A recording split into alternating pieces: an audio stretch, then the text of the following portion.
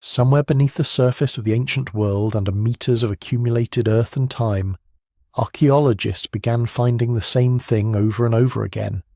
Ash, collapsed walls, blackened timber pressed flat beneath the weight of centuries. They found it at Jericho, in the Jordan Valley, where mud brick rooms had caved inward and left floors carpeted in grey sediment. They found it at Çatalhöyük in the heart of Anatolia, where one of humanity's earliest experiments in communal living had come to a quiet, scorched end. They found it at Brak in northeastern Syria, at Uruk, along the floodplains of the Euphrates, at Susa in what is now southwestern Iran, and at a remote and windswept site in the Sistan Basin that archaeologists would eventually name, with a certain grim poetry, the Burnt City. Each of these places had its own story, its own rise, its own customs, its own particular way of arranging streets and storing grain and burying the dead, and yet each of them carried, sealed within its layers of earth, the same unmistakable signature of catastrophic fire, dated by radiocarbon and stratigraphy to a period clustering around 1700 BCE, roughly 3,700 years ago. That convergence is what makes this one of the most quietly unsettling puzzles in all of ancient history. The sites in question are not neighbours. Jericho sits at the edge of the Dead Sea Rift, among the oldest continuously inhabited places on Earth. Çatalhöyük lies more than 1,000 kilometres to the northwest, on the Konya plain of central Turkey. Brak occupies the upper reaches of the Kaba River basin, deep in the Syrian interior. Uruk and Susa represent the heartland of Mesopotamian and Elamite civilization respectively, the very places where writing and monumental architecture and the administrative machinery of early states first came into being. And Çatalhöyük, the burnt city, stands even further east, on the Iranian plateau near the modern border with Afghanistan, a place that once supported tens of thousands of inhabitants and produced some of the most sophisticated craft objects of the ancient world. These settlements were not connected by any single empire or trading network. They were not governed by the same kings or shaped by the same religious traditions. Their separation in space is enormous, hundreds of kilometres between some of them, and in cultural terms perhaps even greater distances than that. And yet the evidence suggests that within a band of time narrow enough to have felt, to those living through it, like the same terrible era, they each experienced destruction on a scale that would permanently alter or end their occupation. The calibrated radiocarbon dates from these fire layers do not all point to a single year, or even a single decade. The era ranges overlap in ways that make precise synchrony impossible to confirm. Jericho's destruction layer has been dated to somewhere between 1700 and 1600 BCE. Çatalhöyük carries multiple burn phases, with the most relevant aligning loosely to that same window.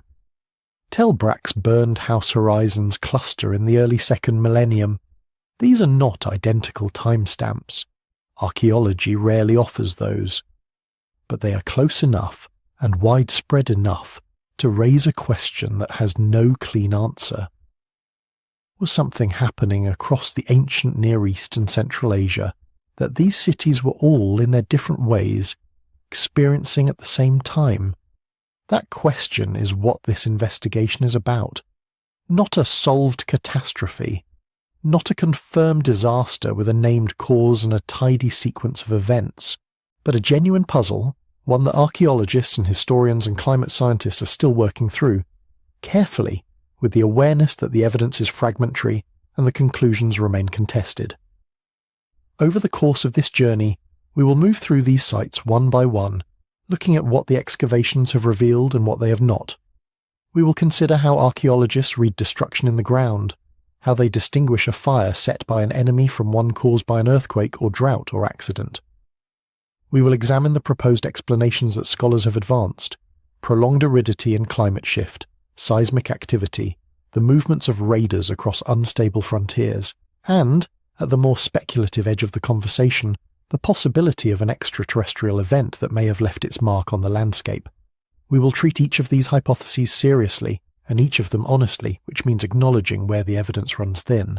What you will find sitting with this mystery is something that ancient catastrophes almost always offer: Not a dramatic revelation, but a slow accumulation of strange coincidences. Cities that should have had nothing to do with one another, all going dark within the same long breath of time. Ash on floors that no one swept. Walls that were never rebuilt. A civilization's ordinary morning interrupted. The ancient world was already old when these cities burned. Some of them had stood for thousands of years. And then, in a period that historians are still struggling to precisely define, the ground beneath them went quiet, and the ash settled, and the long silence began. Before we can understand what was lost, we need to understand what these places actually were, because the word city carries assumptions that can mislead us if we apply them carelessly to the ancient world. When archaeologists describe Jericho or Uruk or Brak as cities, they are not simply describing size. A settlement can be large without being urban in any meaningful sense. What separates a city from an overgrown village is a particular combination of features that tend to appear together, reinforce each other, and create something qualitatively different from the farming communities that preceded them. The scholar V. Gordon Childe outlined this combination in the mid-20th century in what he called the urban revolution, and while the specific details have been debated and refined ever since.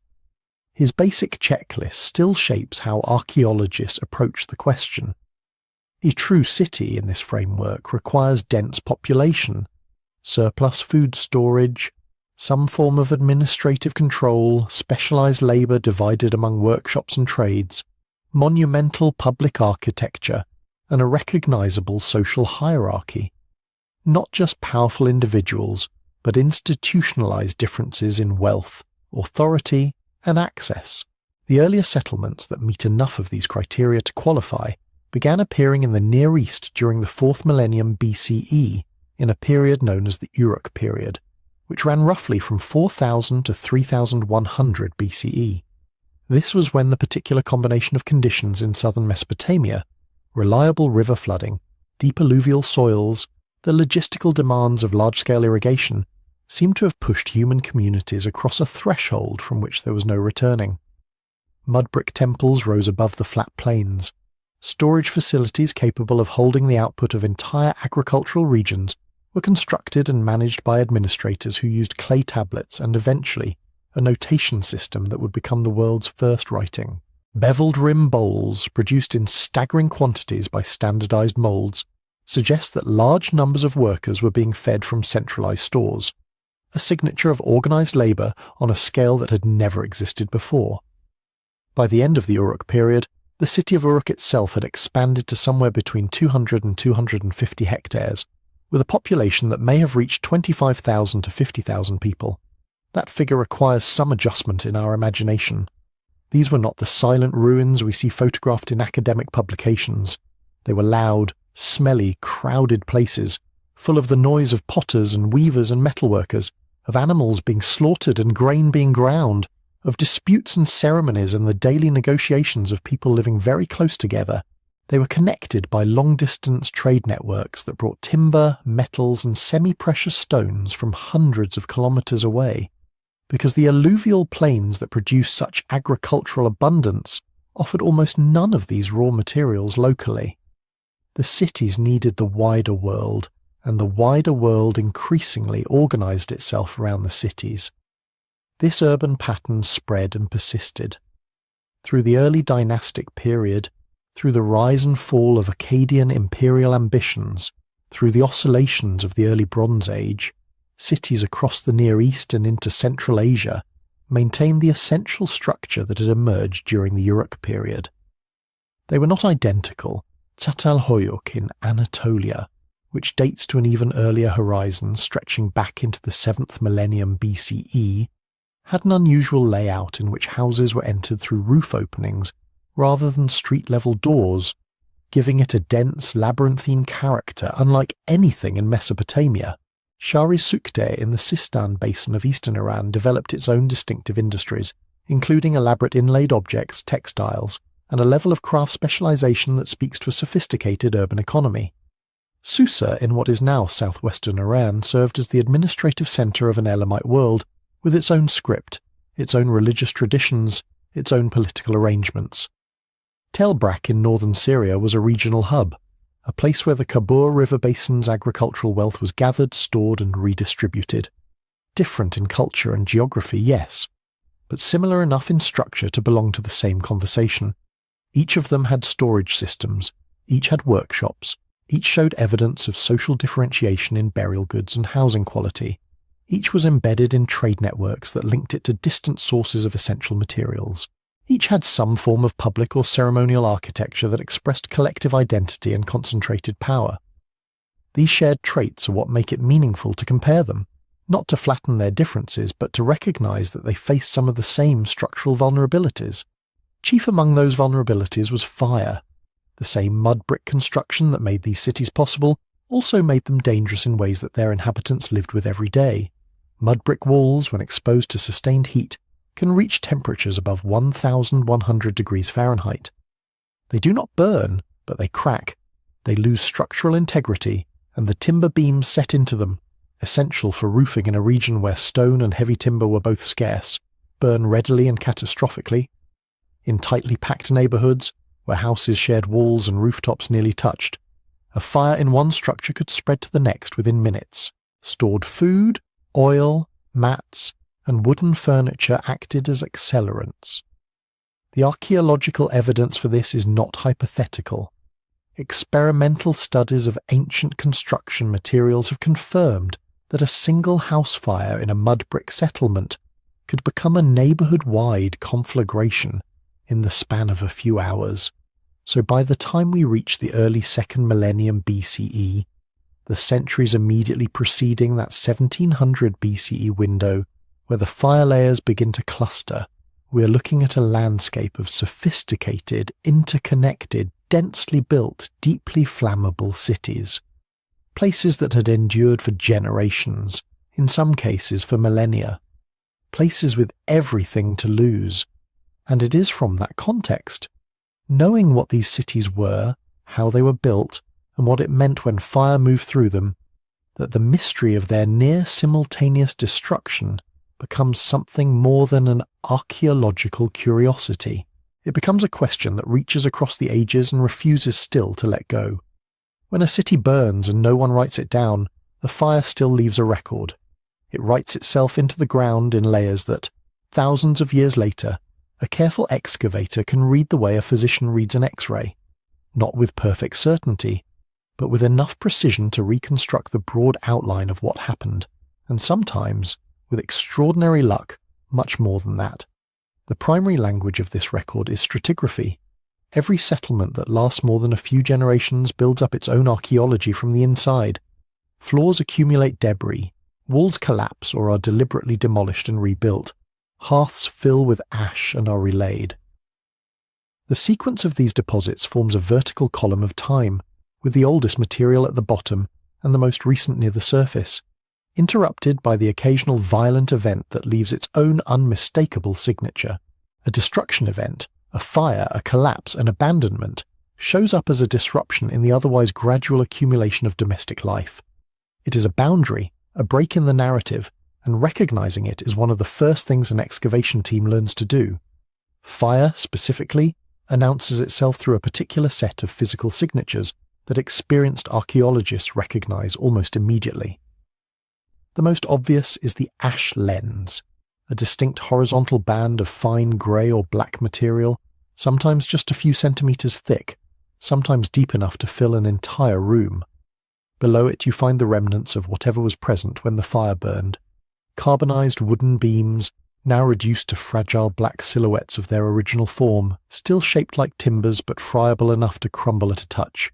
The soil surrounding them is often reddened or blackened, the clay and the mud brick having been baked by sustained heat into something closer to ceramic than construction material. Plaster, which was applied to walls and floors throughout the ancient Near East, blisters and cracks, and sometimes preserves the impression of the flames that moved across it. At Shari Sukte, excavators working through the destruction horizon, at the end of what they call Phase 7, found rooms whose floors were covered with ash, whose walls still bore burnt plaster, and whose roofs had collapsed inward in a cascade of charred timber. The picture was immediate and visceral, a building in the final moments of a fire that had won. Once a burn layer is identified, stratigraphy helps place it within the larger biography of the settlement. Was this fire the end of an occupation phase, after which the site was abandoned, or was it followed by rebuilding, new floors laid over the rubble, new walls rising from the debris, indicating that the community survived the disaster and continued? At Çatalhöyük, the Phase 7 fire was not the end of the city. Subsequent phases of occupation followed, suggesting that whatever burned that city did not extinguish it entirely. But later layers contain their own burn signatures, layered across centuries, each one a separate event. This distinction between a single catastrophic fire and multiple episodic destructions spread across a long timeline is not a minor technical point.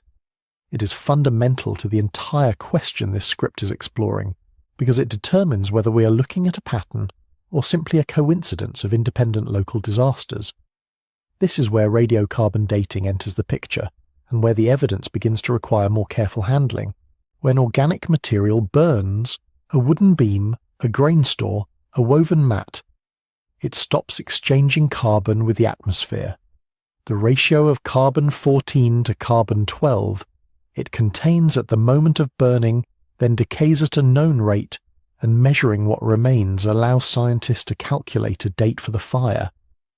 The method is genuinely powerful, and in the study of ancient destruction events, it has transformed what archaeologists can say about when things happened. But it has limits that matter enormously in this particular context. Radiocarbon dates are not precise points. They are ranges, statistical estimates, typically expressed as a central date plus or minus a margin of error, often spanning a century or more at the standard 1 sigma confidence level. When you're trying to determine whether fires at sites separated by thousands of kilometers burned in the same decade or even the same century, overlapping error ranges can make it extremely difficult to distinguish genuine simultaneity from events that occurred generations apart. Add to this the complication of calibration plateaus, periods in the past when the amount of carbon-14 in the atmosphere fluctuated in ways that compress radiocarbon dates together, making it harder to resolve fine chronological distinctions, and the problem deepens considerably. The 2nd millennium BCE contains one such plateau, which is precisely the period we are examining. This does not mean that the fire horizons at Jericho, Brak, Uruk, Susa and Çatalhöyük are unrelated. It means that proving they are related with the kind of chronological precision the question demands is genuinely difficult, and that scholars who insist on the distinction between probably around the same time and demonstrably simultaneous are being appropriately rigorous rather than needlessly cautious. There is also a deeper interpretive limit that no dating technique can resolve on its own. Archaeology can confirm that a settlement burned. It cannot by itself tell you why. The ash and the reddened soil and the collapsed masonry are agnostic about cause. A fire set deliberately by attackers produces much the same physical evidence as a fire that started accidentally in a grain store and spread through a neighborhood in an afternoon. A wildfire driven by drought and wind leaves the same layer as an earthquake that toppled cooking hearths into timber roofs. At Tellbreak, ancient texts attribute periods of violence and destruction to rulers like Naram-Sin of Akkad. But the direct connection between those texts and specific burn layers in the archaeological record is harder to establish than it might seem, and scholars continue to debate which destructions belong to which historical events. The written record and the physical record are both incomplete, and they do not always overlap where we most need them to. What emerges from all of this methodological honesty is a picture that is genuinely compelling but deliberately cautious. Across a large region of the ancient Near East, settlements that had endured for centuries, in some cases millennia, contain burn layers that cluster broadly within the same general period. That clustering is real, and it demands explanation. But the explanation cannot be extracted from the ash alone. To find it, or to understand why it remains so elusive, we need to visit the sites themselves, one by one, and listen to what their layers are actually saying. There is no better place to begin that site-by-site examination than Jericho, because Jericho is in many ways the oldest problem in the archaeology of the ancient Near East, a site so layered with time, so saturated with meaning, that separating what the ground actually says from what generations of interpreters have wanted it to say has become a discipline in itself. Tel es Sultan, the low mound that marks the original settlement, sits in the Jordan Valley near a perennial spring that has drawn human communities to this precise location for an almost incomprehensible span of time. The earliest occupation layers date to roughly 9,000 years before the Common Era, placing Jericho among the first places on Earth where people organised themselves into something resembling a permanent settlement. Over the millennia that followed, the mound grew through more than 20 successive layers of habitation, each one built atop the last, each one folding the previous occupants into the substrate of its own foundations. By the time we reach the period we are most interested in, the middle of the second millennium BCE, approximately 3,700 years ago, Jericho was already ancient beyond the comprehension of the people who lived there. The spring that fed them was the same spring that had fed dozens of earlier communities whose names were already forgotten. It is within this extraordinarily deep sequence that archaeologists have identified a destruction layer that draws Jericho into the wider regional debate. The phase known as City 4, a Middle Bronze Age settlement, ends in exactly the kind of disruption that the previous section described. Thick ash deposits across floor surfaces, collapsed mud brick walls whose clay has been baked hard by sustained heat, the charred remnants of structural timber, and the general signature of a fire that moved through a functioning urban space and ended it.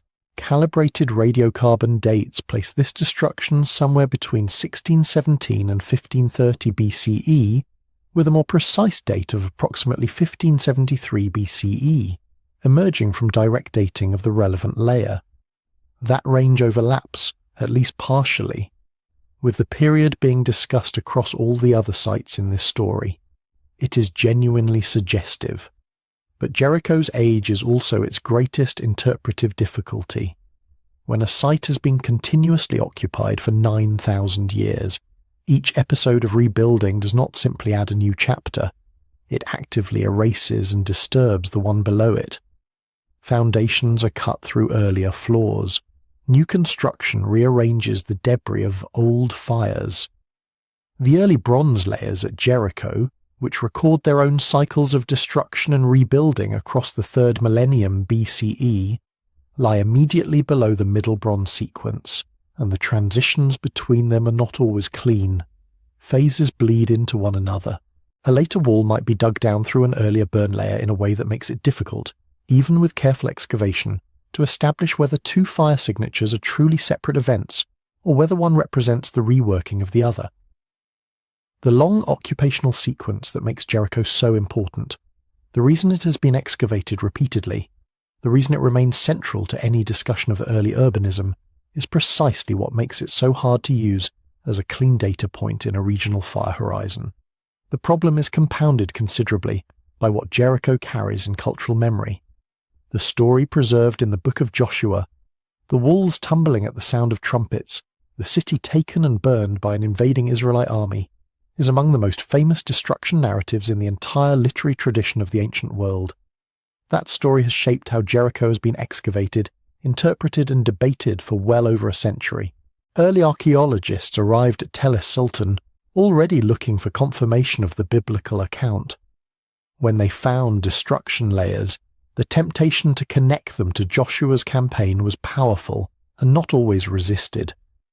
Later generations of scholars pushed back hard, demonstrating that the late Bronze Age levels at Jericho, the period when the biblical narrative is most commonly placed, are extraordinarily thin or largely absent, suggesting that the site was either largely unoccupied or very modestly settled during the 13th century BCE, when the conquest narratives are traditionally dated.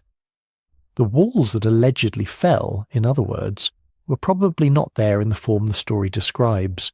What most scholars now believe is that the biblical account represents a later cultural memory that drew on older, accumulated stories of Jericho's repeated destructions across the 3rd and 2nd millennia, a layering of narrative that mirrors the physical layering of the mound itself.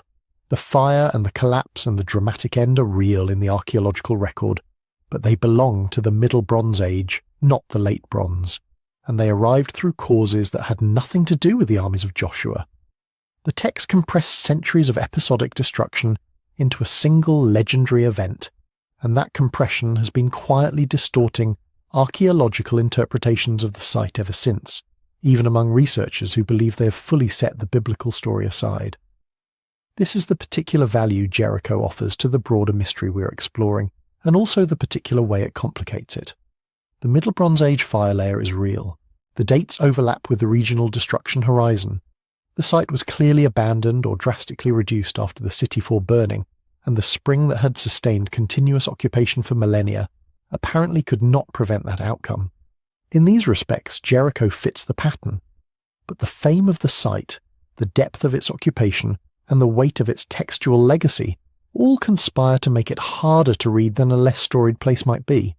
Every interpretation must navigate not just the physical evidence, but also the accumulated interpretive history. The excavators who came before, the arguments they made, the assumptions they brought with them, and the revisions that followed.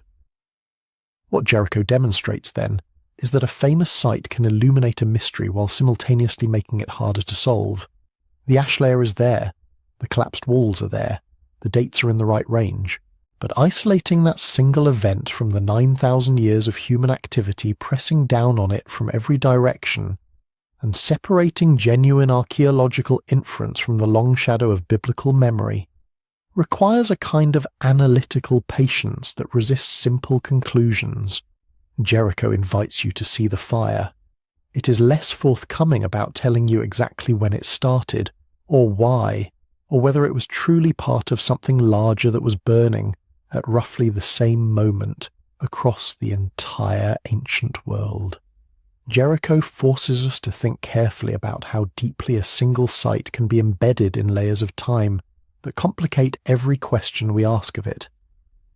But there is a place that makes Jericho look young by comparison, a place so far removed from the regional fire horizon we're tracing that invoking it at all requires some explanation, and yet it deserves a place in this story, because what happened there, or more precisely what was built there and how it was built, tells us something essential about the long arc of vulnerability that runs through every early urban experiment, including the ones that burned 3,700 years ago. Çatalhöyük sits on the Konya Plain in south-central Anatolia, and its occupation stretches back to approximately 7,500 BCE, more than 5,500 years before the period we have been discussing. It reached its demographic peak somewhere around 7,000 BCE, which places its moment of greatest density and complexity roughly 9,000 years in the past. By the time the cities of the Middle Bronze Age were rising and burning across the Near East, Çatalhöyük had already been abandoned for more than 4,000 years. Whatever fires may have moved through that mound, they belong to a different chapter of human history entirely, one so distant from 1700 BCE that no direct line connects them. That chronological distance matters, and it would be dishonest to blur it. But the reason archaeologists and historians return to Çatalhöyük when they discuss the structural vulnerabilities of early urban life is that no site illustrates those vulnerabilities more vividly, and understanding what made early settlements inherently prone to catastrophic fire requires looking at the deep patterns that were already present long before the Bronze Age cities of the Near East rose to prominence. At its height, Çatalhöyük may have housed as many as 8,000 people within a 12-hectare mound, a population density comparable to later Bronze Age towns that we would not hesitate to call cities. What made its architecture so remarkable and so revealing was the complete absence of streets. The houses at Çatalhöyük were built wall-to-wall in every direction, packed together in a continuous honeycomb of mud brick with no ground-level passages between them. Entry to each dwelling was through an opening in the roof. People moved across the tops of their neighbours' homes to reach their own. The settlement, seen from above, would have resembled a single enormous interconnected structure rather than a collection of individual buildings arranged along pathways. Inside those structures, hearths and ovens were positioned against the south wall, directly below the same roof opening used for entry, which also served as the only means of ventilation. Modern experimental reconstructions of a Çatalhöyük house have demonstrated what this arrangement meant in practice. When wood or dung was burned indoors, concentrations of fine particulates rose to levels dramatically above modern health thresholds, and the smoke had nowhere to escape except through the single roof aperture. The interior filled rapidly. The structure was not designed for airflow in any meaningful sense. It was designed for warmth and shelter, and the organisation of domestic life, and fire management within it was a constant daily negotiation between need and hazard. What this architecture created, when you scale it across an entire settlement of 8,000 people, was something closer to a single vast combustible surface than a collection of separate dwellings.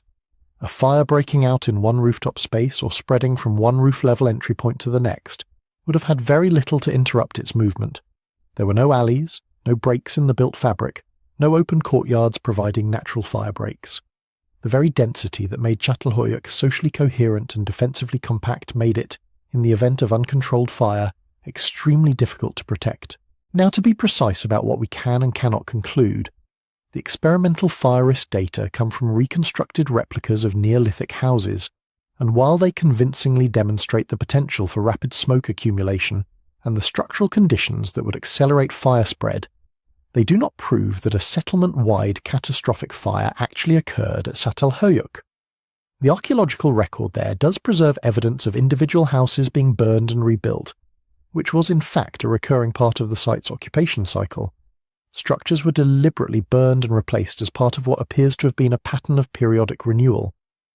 But that is a different phenomenon from the kind of fast-moving, uncontrolled destruction we see in the Bronze Age fire horizons.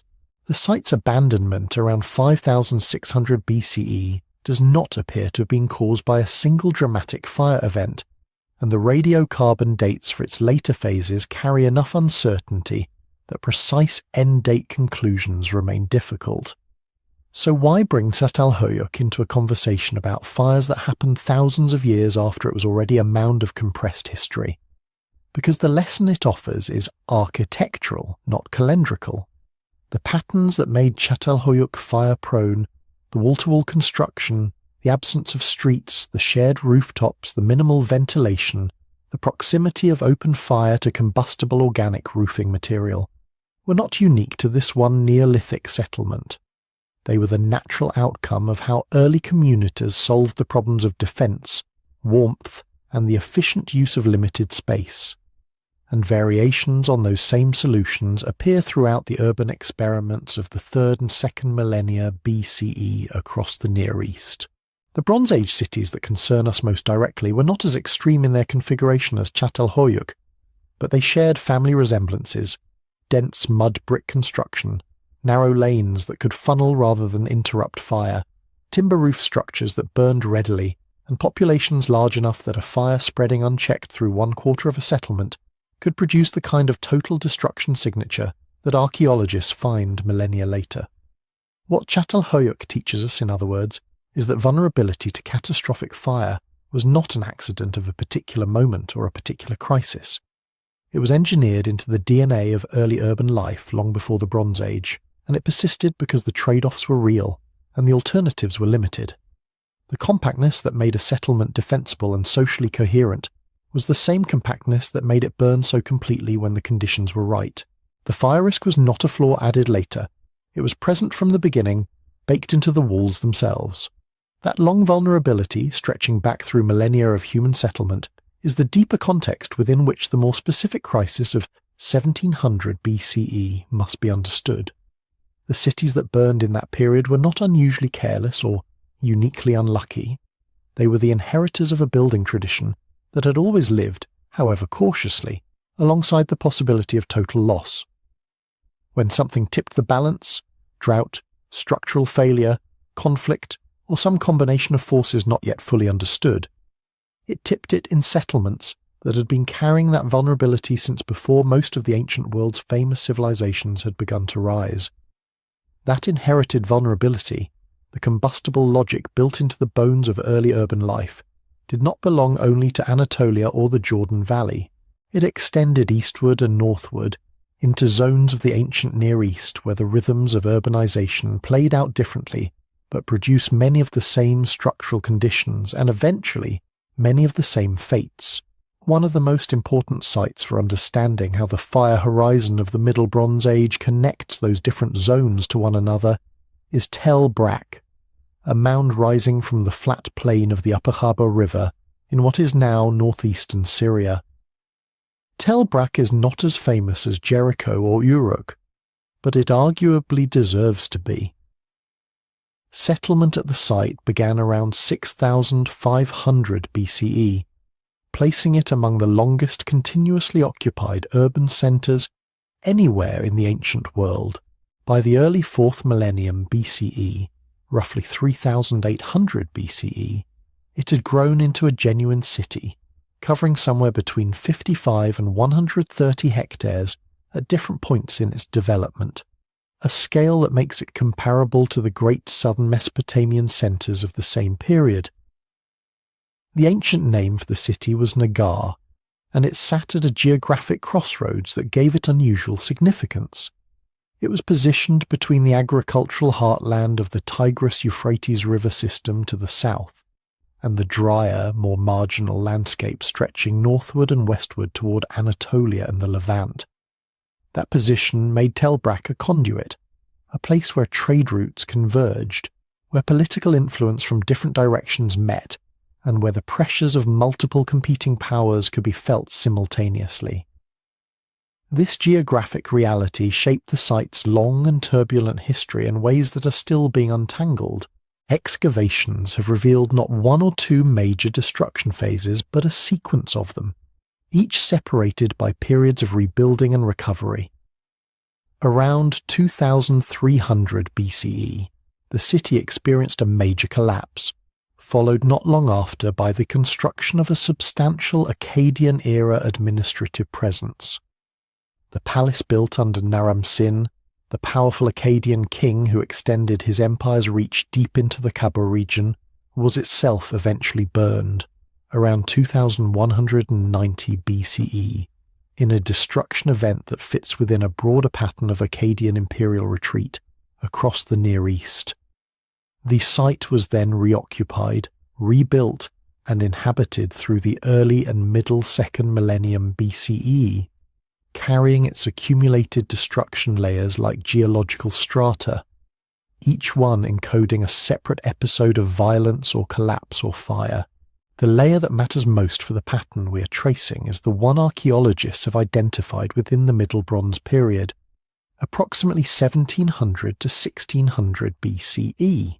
AMS radiocarbon dates on charred barley recovered from this stratum have produced results that align chronologically with the fire horizons identified at Jericho, at Çatalhöyük in its later phases of analysis, and at more distant sites like Shari Sukte far to the east. The layer itself presents the now familiar signature: ash-filled floors, collapsed mud brick walls, carbonized timber beams. It is the physical record of heat moving through a built environment and consuming what it found there.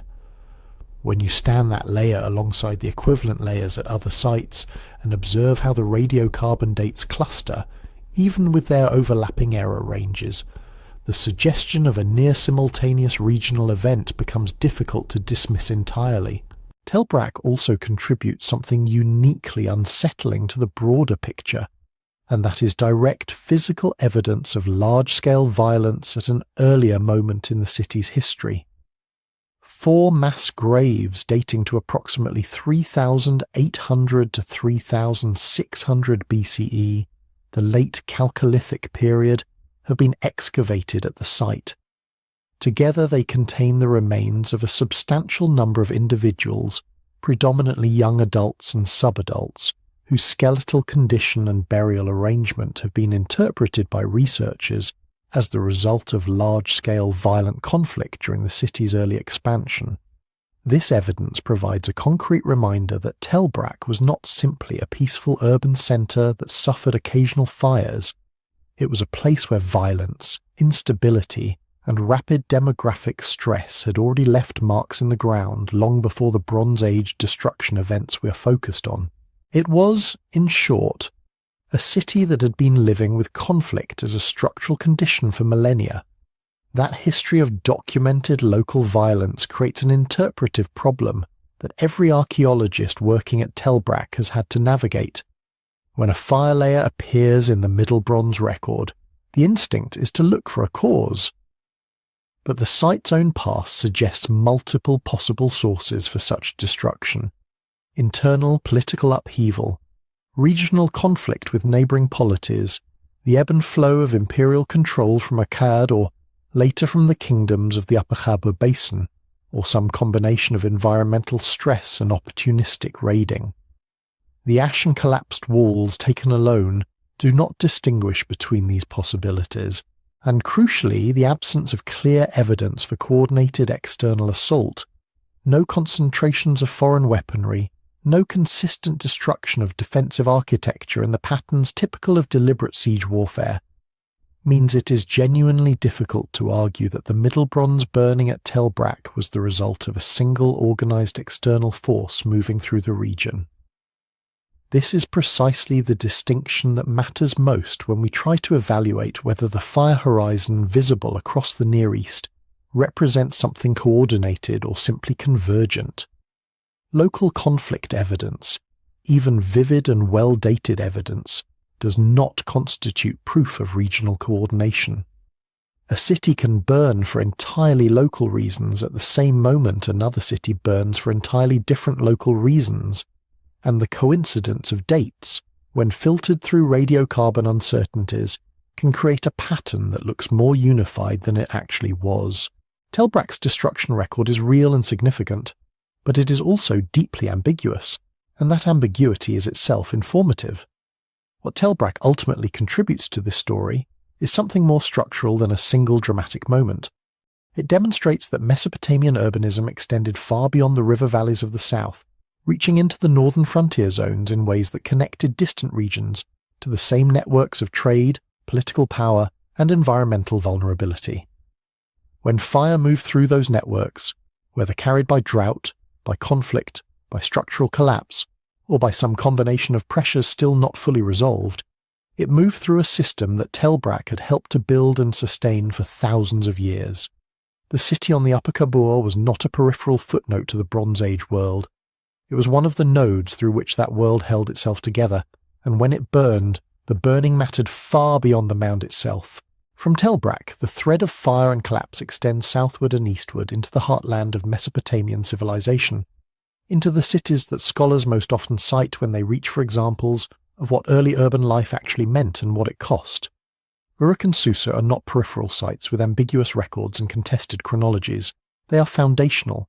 They are the places where writing emerged from the need to count things, where monumental architecture first signalled the concentration of political and religious power, where human beings first organised themselves at a scale that we can look at across 5,000 years and recognise without much difficulty as city life. That recognition makes what happened to them around the middle of the second millennium BCE all the more significant and all the more difficult to read cleanly. Uruk's claim to priority is almost without rival in the ancient world. Settlement at the site along the western bank of the Euphrates began far back in the 5th millennium BCE, and by the late 4th millennium, roughly 3,200 to 3000 BCE, it had grown into a genuinely urban organism, covering more than 250 hectares and supporting a population that some estimates place in the tens of thousands. It was a city built on water. An extensive canal network linked Uruk to the wider reach of the Euphrates system, channeling water into the surrounding farmland and making the desert margins around the city support agriculture at a scale that would otherwise have been impossible. Scholars have described the result as something like Venice in the desert, a built environment defined by its relationship to moving water, sustained by continuous engineering effort and the administrative apparatus necessary to direct that effort year after year. The famous beveled rim bowls found at Uruk and at sites across the region are a material signature of this administrative logic. standardized vessels likely used to distribute rations to workers, mass-produced in a way that implies centralized control over labor and food supply. Uruk was not simply a large settlement. It was a system, one whose internal coherence depended on the continuous function of irrigation, trade, and record-keeping.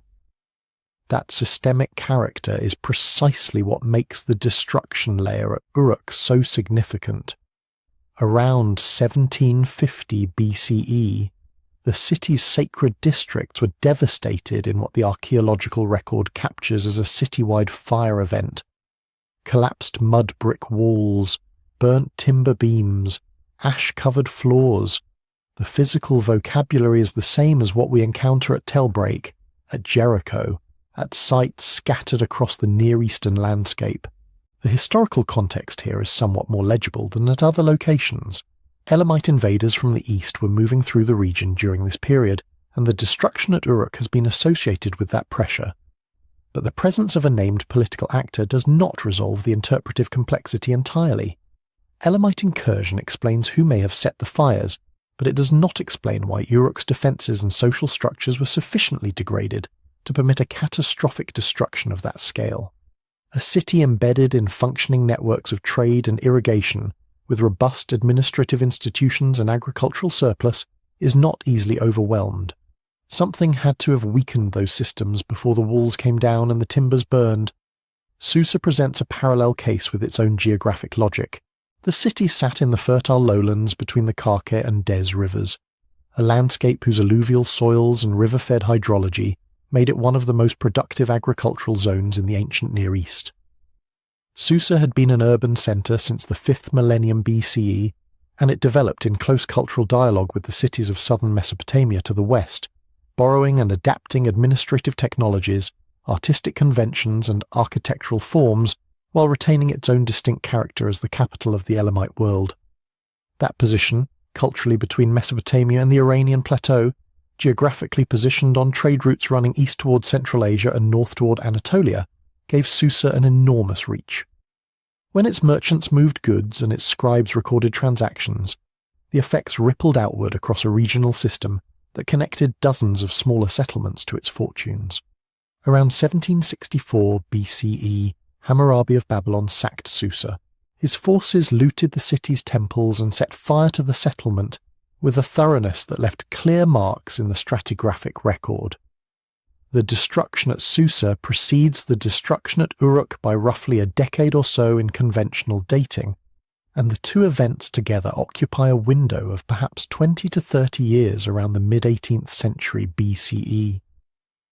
That proximity in time has drawn the attention of scholars who want to understand whether the two events reflect a single underlying crisis, a regional breakdown of the systems that sustained urban life, or simply two separate acts of deliberate political violence that happen to occur within the same historical generation.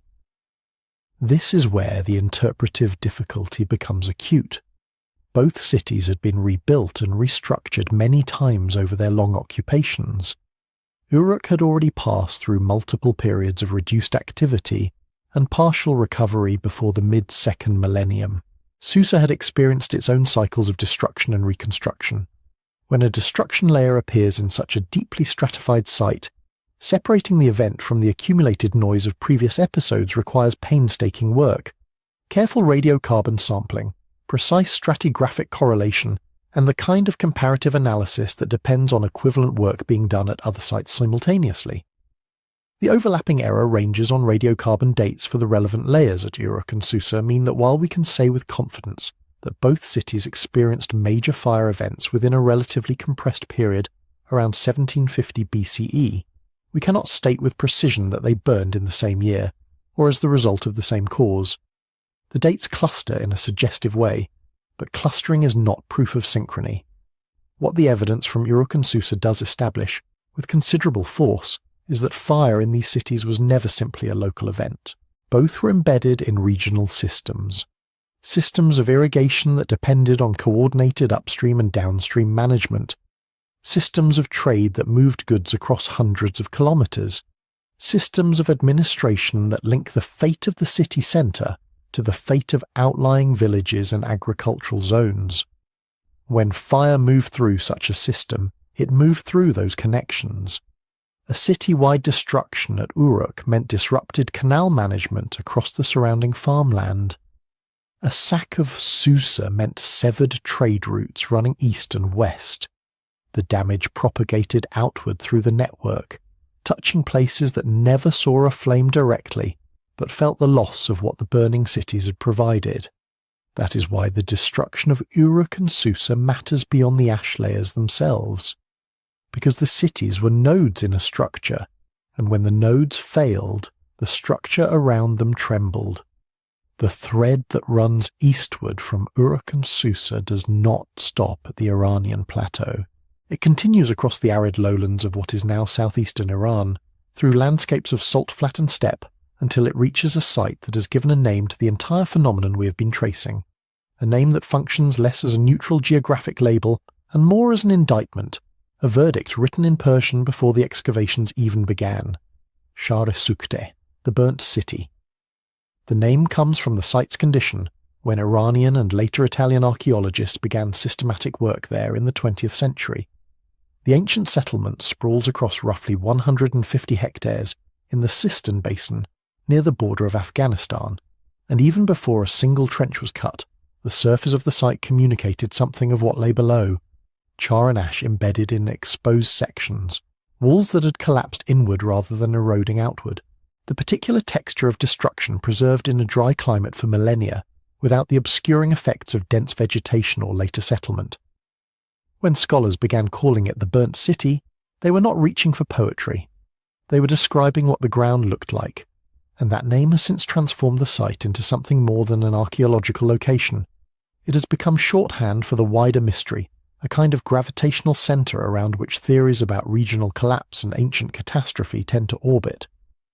Understanding the site clearly, in all its chronological complexity, is therefore essential to understanding what that mystery actually contains and what it does not.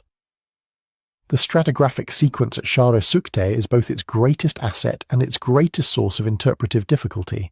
The site preserves at least 4 major occupation phases, and within that sequence archaeologists have identified multiple distinct destruction events separated not by years or decades, but by centuries.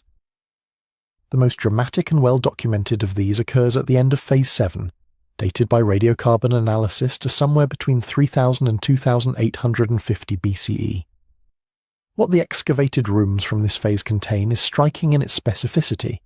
Burnt plaster still adhering to collapsed walls, ash-filled floors that preserve the outlines of domestic space, charred roof beams whose angle of fall tells something about how quickly the structures gave way. The fire was not a smouldering event confined to one quarter. It moved through the city with enough force and speed to leave a consistent destruction signature across multiple excavation areas, and radiocarbon dates from deposits associated with this phase place the event within a window that aligns it with a broader period of urban stress across the ancient Near East. This is the fire that first earned the site its name in any meaningful archaeological sense, a city-wide catastrophe that reshaped the settlement fundamentally and left a horizon of ash that excavators still encounter. What happened after the Phase 7 destruction is in some ways as revealing as the destruction itself. The city was partly rebuilt. A Phase 6 occupation followed, with new architecture constructed over the ruins and life resumed at the site in recognizable form. But the recovery was incomplete in ways the archaeology makes visible. Some houses destroyed in the Phase 7 blaze were never repaired. Certain areas within the site that had previously been densely occupied remained empty after the fire, suggesting that the population that returned was smaller, that the social organisation sustaining the pre-fire settlement had not fully reconstituted itself, or that the community chose, perhaps wisely given what followed, not to rebuild in every location that had burned. These patterns of selective reconstruction are familiar from other sites in the Near Eastern record, and they point to something that deserves emphasis. A citywide fire is not merely a physical event. It is a reorganization of social geography, a forced recalculation of where people live and how they relate to one another, and the scars it leaves in the built environment are also scars in the fabric of community. The later phases of the Çatalhöyük sequence introduce the chronological complication that makes the site so important as a cautionary example. Burn layers associated with what excavators have designated Phase 5, dated to approximately 2100 to 2000 BCE, carry calibrated radiocarbon dates whose ranges overlap with a regional fire horizon that other scholars have placed around 1700 BCE, the same approximate period as the destructions at Uruk, Susa, and sites across Anatolia that form the wider pattern this script has been building toward. This is where precision matters enormously, and where the evidence demands careful handling. The fires at Çatalhöyük are not one event. They are at minimum 3 distinct episodes of destruction, separated by substantial periods of occupation and partial recovery, and the radiocarbon dates associated with different phases carry overlapping error ranges that make it tempting, and wrong, to flatten them into a single catastrophic moment.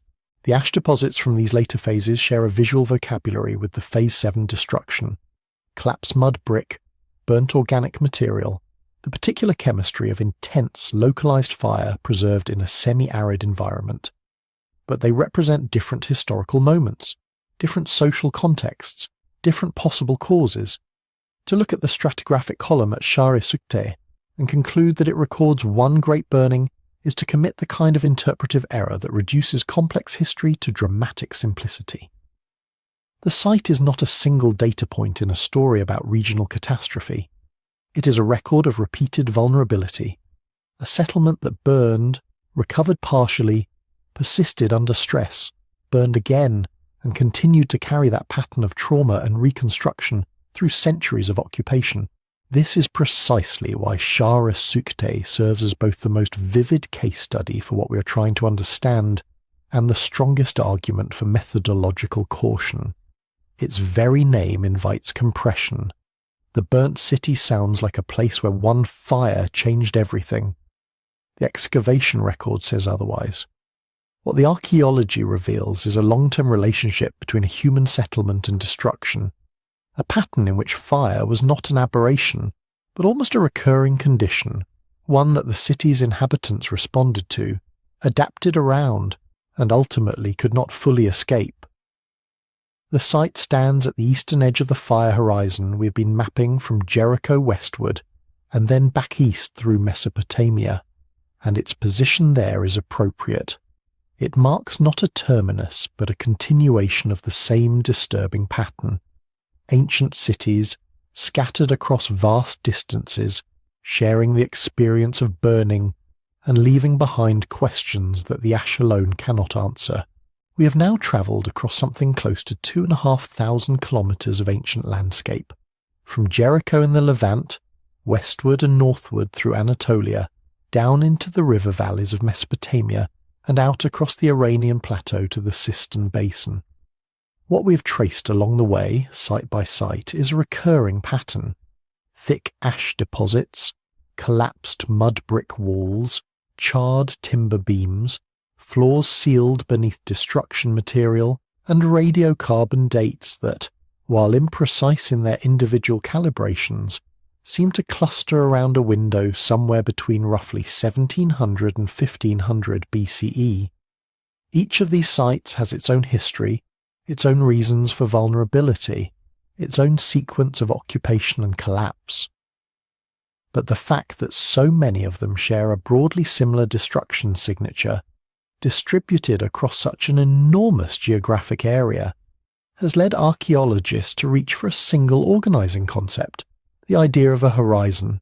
In stratigraphic terms, a horizon is a layer or a marker that appears at multiple sites across a wide region, suggesting that something contemporaneous happened, something that left a consistent physical signature at settlements separated by hundreds or even thousands of kilometres. The concept is used throughout archaeological literature to describe phenomena as varied as flood deposits, cultural transitions marked by a sudden change in pottery style, or, in this case, a band of destruction material that shows up with striking regularity in the uppermost levels of early urban settlements across the Near East. When archaeologists speak of a fire horizon, they mean exactly this: a stratigraphic benchmark, visible in excavation sections across many sites, that appears to record a period during which burning was widespread, repeated, and regionally significant. The sites that seem to share this horizon read almost like a survey of the ancient world's most important settlements. Jericho in the Jordan Valley, Çatalhöyük on the Anatolian plateau, Tel Brak in northeastern Syria, where excavators have documented not just fire layers, but the broader social disruption, mass graves, evidence of violent conflict, and that burned house horizon dated to the late Bronze Age that suggests a settlement under catastrophic pressure. Uruk and Susa in the lowlands of southern Mesopotamia, and Çatalhöyük at the eastern edge of the Ark, carrying its name like an accumulated verdict on everything we have been examining. If you were to draw the boundaries of this fire horizon on a modern map, the affected zone would stretch roughly 2,500 kilometres from west to east and more than 1,200 kilometres from north to south. That is an area comparable in scale to the entire European continent. Whatever caused these destructions, any viable theory must be capable of acting at that geographic scale, must be large enough or pervasive enough, or long-lasting enough to have reached settlements from the Jordan Valley to the Iranian plateau within some meaningful span of time. This geographic constraint is one of the most important and underappreciated features of the problem. It immediately rules out explanations that are too localized. A single volcanic eruption, unless catastrophically large and well-positioned, cannot account for destruction events distributed across that kind of distance. A single military campaign, no matter how ambitious, would leave a directional signature in the material record, a trail of conquest moving across the landscape, rather than a pattern of simultaneous burning at sites with no obvious geographic connection to one another.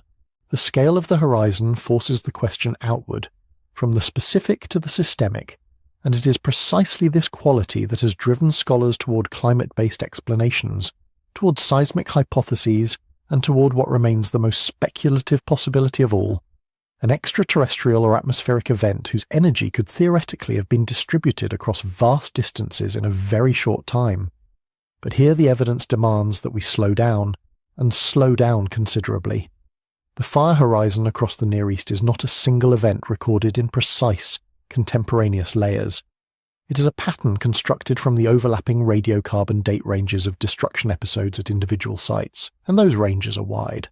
Calibrated radiocarbon dates for the burn layers at Jericho, Çatalhöyük, Tel Brak, and the later phases at Çatalhöyük carry error ranges on the order of plus or minus 150 to 200 years, which means that the apparent synchrony of these destructions reflects overlapping statistical windows rather than confirmed simultaneity. Two fires might be dated to the same general period because their radiocarbon signatures fall within the same calibrated range, even if one occurred a century before the other. The horizon, in other words, is a period of heightened fire risk distributed across a wide region, not a single night or year during which every city on the list burned at once. This distinction matters enormously for how we interpret the evidence and for which causal mechanisms remain plausible. The parallel fire horizons identified in Anatolia extend this uncertainty while also deepening the geographic reach of the pattern. Sites like Gordion, Çatalhöyük, and Arslantepe all preserve thick ash layers and a documented spike in burnt oak and pine charcoal dated to the same broad window, the same 3.7 kbp period that anchors the wider horizon. Anthropological analysis at Çatalhöyük, which examines the species composition of charcoal remains, has documented a dramatic increase in burned wood species associated with the late Bronze Age destruction layers, suggesting fires intense enough to consume standing timber across multiple structures at once. These Anatolian sites push the northern and western extent of the horizon further still, reinforcing the sense that what we are dealing with is a regional phenomenon, something that touched the entire settled Near East, from the eastern Mediterranean coast to the edges of Central Asia, during a period that archaeology cannot yet pin down to a single decade, let alone a single season. What the horizon ultimately represents is a question rather than an answer. It tells us that fire, destruction, and urban collapse were widespread and roughly contemporaneous across one of the most densely settled regions of the ancient world, during a period centered somewhere around 3,700 years ago. It tells us that the settlements involved were varied in their geography, their cultural traditions, their economic bases, and their physical construction, and that they burned nonetheless. It tells us that whatever forces were at work were sufficient to overwhelm not one or two fragile cities, but dozens of established resilient settlements that had persisted across centuries. And it tells us, with equal clarity, that the evidence we have is not yet fine-grained enough to determine whether all of these fires share a single cause, or whether what we are calling a horizon is better understood as an era, a prolonged period of instability during which the ancient world's oldest cities became, one after another, vulnerable to flames. Among the explanations that scholars have brought forward to account for this widespread pattern of destruction, the one that has attracted the most sustained scientific attention in recent years is also one of the most sweeping in its implications. It is the hypothesis that the ancient Near East experienced a significant and abrupt shift in climate around 3,700 years ago, a period of intensifying aridity, rising temperatures, and collapsing agricultural systems that may have destabilized the entire fabric of early urban life across a vast region. This proposed episode has been given a name by some researchers, the Middle Gore 3.7K BP event, a label that anchors it geographically in the Jordan Valley region and chronologically at approximately 1700 BCE. If the hypothesis holds, it would offer something that archaeologists have long searched for when confronting the fire horizon: a single systemic cause, large enough in geographic scale to match the geographic scale of the destruction it supposedly triggered. The environmental logic behind the hypothesis is straightforward and, in broad outline, well supported by what we know about how ancient settlements functioned. Mud brick cities in the Near East existed in a state of continuous negotiation with their surrounding landscape. They depended on reliable rainfall or river flooding to sustain the agriculture that fed their populations, on dense enough vegetation cover to protect their soils from wind erosion, and on sufficient fuel supplies, timber, and dried organic material to maintain the construction and heating needs of dense urban populations.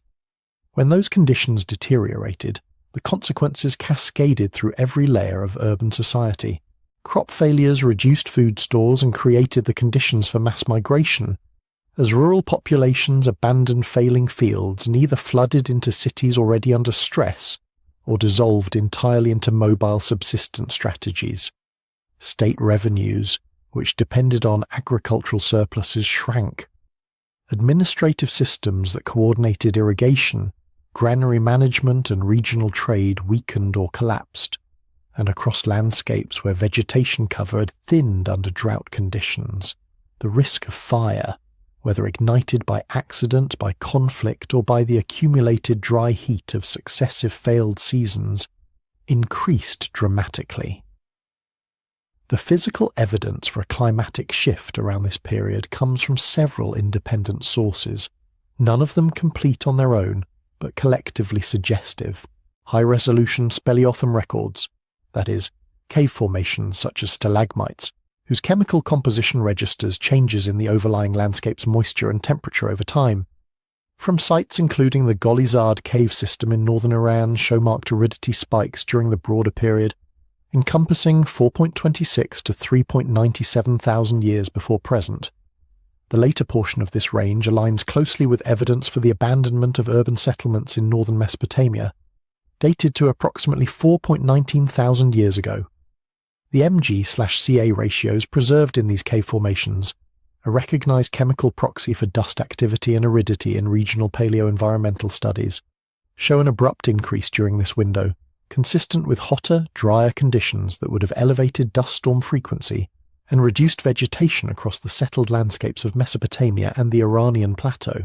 Marine Corps records from the nearby seas show corresponding signals of increased aeolian dust input, suggesting that the aridity was real, regional and severe enough to leave a measurable signature in sediment deposited far from the affected landscapes.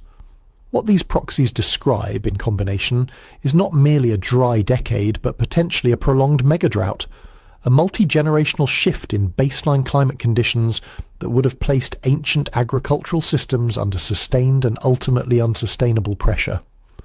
The 4.2K aridity event, a slightly earlier episode now widely discussed in the paleoclimatological literature, has been connected to the collapse of several major early Bronze Age societies, including the Akkadian Empire in Mesopotamia.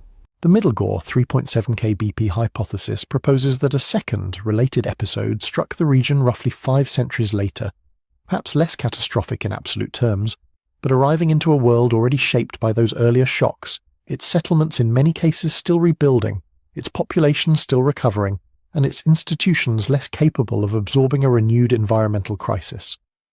The connection between climate stress and fire risk is not merely abstract. In a landscape stripped of moisture, where mud brick walls had dried and cracked, where stored grain and dried timber were abundant in every household, and where the social structures capable of coordinating fire prevention and response had been weakened by years of food insecurity and political instability, fire became both more likely and more difficult to contain. A single cooking accident, an overturned oil lamp, a spark from a forge, any of these ordinary events common to any ancient settlement on any given day, could in drought conditions spread quickly through densely packed urban neighbourhoods in ways that would be easily managed in more stable times. The simultaneous appearance of fire destruction across so many sites might not require a single dramatic ignition event at all. It might only require that dozens of already stressed settlements became combustible at roughly the same time, their margins of safety eroded by the same slow, merciless drying of the land around them. And yet the hypothesis, compelling as it is in outline, remains genuinely contested.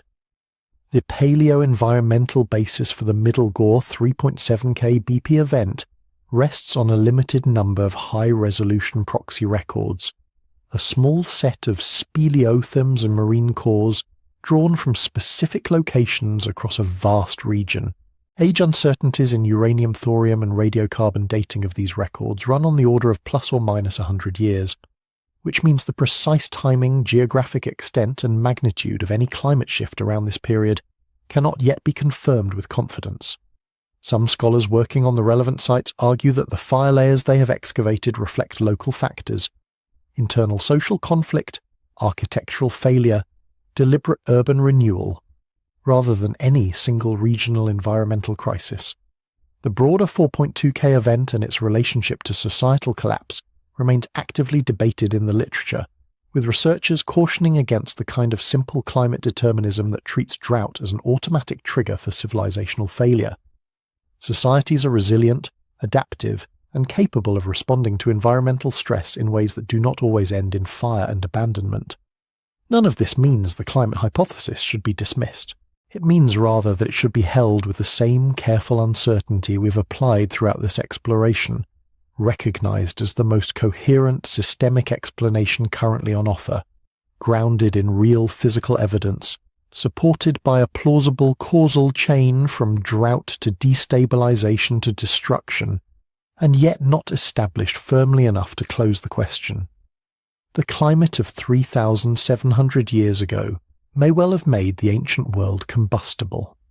Whether it was sufficient on its own to have lit those fires remains a question the evidence has not yet answered.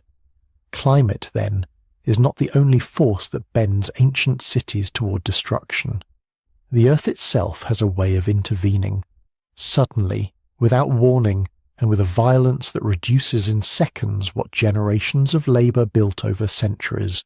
The earthquake hypothesis represents a distinct and in some ways more physically immediate explanation for the fire horizon, and while it does not conflict entirely with the climatic picture already drawn, it operates through a different chain of events with its own particular signature in the archaeological record. The basic mechanics are not difficult to follow. The ancient Near East sits above one of the most seismically active regions on Earth. The Dead Sea Transform Fault runs the length of the Levant. The Zagros Fold and Thrust Belt carries tectonic stress eastward across Iran. Anatolian fault systems distribute ground motion across a vast network of intersecting plates. These are not quiet geological zones. They have produced major earthquakes throughout recorded history, and there is no particular reason to think the Bronze Age world was exempt. When strong ground motion strikes a settlement built from mud brick, the consequences unfold with a grim logic that archaeologists have learned to read with some precision. Mud brick is a remarkable building material in many respects. Cheap, locally available, an excellent insulator against the heat of a Near Eastern summer, but it has one critical weakness: it does not flex. When the ground shakes violently, earthen walls absorb the inertia unevenly, their mass working against them, and they crack, tilt, and finally give way. Timber roofs loaded with heavy clay or packed earth, common in Bronze Age domestic construction, add their weight to the problem, pressing down on walls already compromised by lateral shaking until the whole structure collapses inward. Studies of mud brick vulnerability under seismic loading have described how the failure tends to be total rather than partial. Walls do not lean and survive, they fall, and they bury whatever they contained. What they contained is where fire enters the picture. Every ancient urban household was, by the standards of a modern fire inspector, an exceptional hazard. Storage jars filled with oils and dried grains sat on floors already covered with organic material. Oil lamps burned through the night in rooms lined with textiles, wooden furniture, and baskets of fuel. Cooking fires were maintained in small hearths, whose surroundings were dense with combustible material accumulated over years of domestic life. Timber roof beams, dried by decades of Near Eastern heat, would ignite readily. Under normal conditions, none of this was especially dangerous. Ancient people were not careless with fire, and the social organization of dense settlements naturally created informal systems of mutual attention and rapid response. But collapse changes the geometry entirely. When walls fall, lamps overturn. When roofs come down, hearths are scattered. And in the dust and shock of a strong earthquake, the capacity to respond to multiple simultaneous ignition points across an entire neighborhood vanishes completely. Fire in this scenario is not the primary weapon, it is the consequence, the second disaster that follows the first. Archaeoseismologists, researchers who work at the intersection of geology and excavation, have developed specific criteria for distinguishing earthquake destruction from the damage left by warfare, deliberate demolition, or gradual abandonment. They look for walls that have tilted or collapsed in a consistent direction, which reflects the directionality of seismic ground motion. They look for the horizontal displacement of large stone elements that would require enormous lateral force to move. They examine roof beams for the pattern of their fall, whether they dropped straight down in sudden collapse or were shifted laterally as they fell. They search for fissures that cross construction joints, which indicates the ground itself moved rather than a single structural element failing. And critically, they look for what is absent. There are no weapons among the fallen debris, no arrowheads concentrated at points of entry, no evidence of the selective burning and looting that tends to characterize military destruction. Work at sites across the Negev desert, including detailed archaeoseismological surveys at Rehovot Negev and several late antique settlements, has demonstrated that tilted and collapsed mud brick walls, shifted stone fragments, and systematic roof beam failures at sites separated by as much as 150 kilometers can be attributed to regional ground motions of intensity greater than 8 on the standard damage scale. These findings suggest that the seismic record of the ancient Levant contains events large enough to produce simultaneous destruction across a wide geographic area without requiring any human agency at all.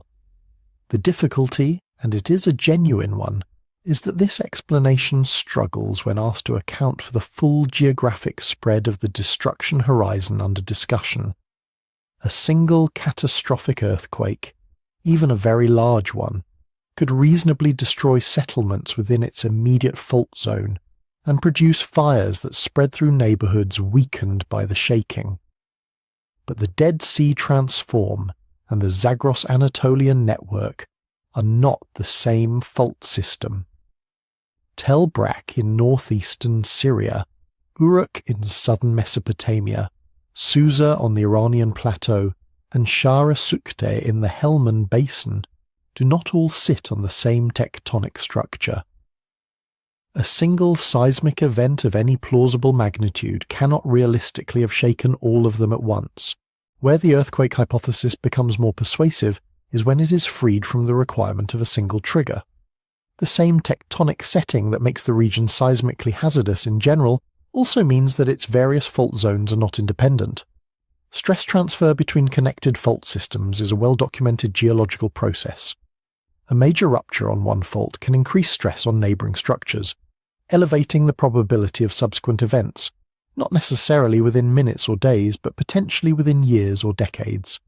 A cascade of strong earthquakes across multiple interconnected fault systems, each occurring within a relatively narrow window of centuries, could produce what looks from the archaeological record like a clustered destruction horizon without requiring any single moment of catastrophe.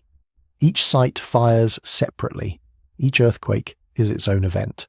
But the pattern they leave behind, once excavated and dated, with radiocarbon error ranges that span decades and sometimes centuries, could appear to a later observer as something strikingly close to simultaneous. This scenario does not eliminate the dating ambiguities that complicate every explanation for the fire horizon.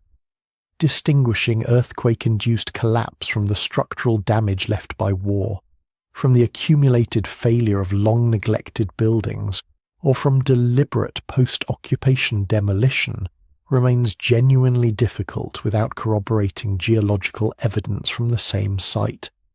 Some damage patterns that initially suggest seismic causation turn out, under closer analysis, to be equivocal. The earthquake hypothesis, like the climate hypothesis before it, is a serious candidate rather than a confirmed answer. It describes a mechanism capable of producing exactly the kind of destruction that appears in the record. Whether it actually did so, at enough sites, across enough fault zones, within a close enough window of time, is a question the ground has not yet fully answered. When natural forces fail to fully account for what happened, the human imagination tends to reach for human causes. Earthquakes and droughts are impersonal and difficult to dramatize. Raiding armies, however, columns of armed men moving across a landscape of burning cities, offer a kind of narrative coherence that other explanations struggle to match.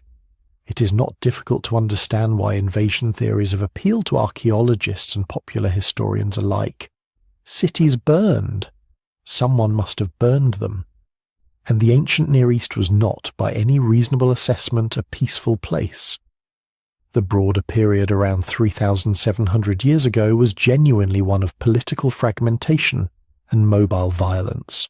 Pastoral and semi-nomadic groups moved across the margins of settled zones, pressing on agricultural communities during periods of stress. Raiding was a documented feature of Bronze Age frontier life, not the exception, but one of its characteristic forms. Trade networks that had once bound distant cities together were showing signs of strain. The administrative hierarchies that regulated surplus, mediated disputes, and maintained defensive infrastructure were in many places weakening or dissolving. The conditions that would have made settled communities vulnerable to external attack were not imaginary. They existed, and in some regions they were severe.